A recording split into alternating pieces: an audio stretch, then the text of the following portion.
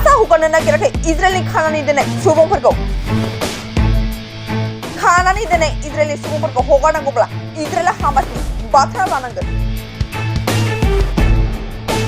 बाथ्राखौ मानियाब्ला हगारा होनना बुंदों हामासा इजराइलनि खानानै दोननाय सुबुंफोरखौ हगारनायनि थाखाय हामासा इजराइलखौ खोथा होदों नैथि खेब इजराइलनि सुबुंफोरखौ हगारनायखौ हामासा बन्द खालामफिनबाय खोला गाजायाव मददनि थाखाय ट्राकफोरखौ हाबनो होआब्ला इजराइलनि खानानै दोननाय सुबुंफोरखौ हामासा हगारा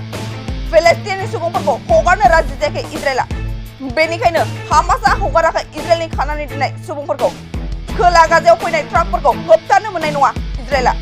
बे बाथ्राखौ मानियाब्ला हामासा इजराइलनि खानानै दोननाय सुबुंफोरखौ हगारा होननानै बुंदों हामासा बेराफारसेथिं इजराइला हामासखौ हुखिदों इजराइलनि खानानै दोननायफोरखौ हगाराब्ला हामासखौ गिख्रंथाव गाग्लोबगोन होनना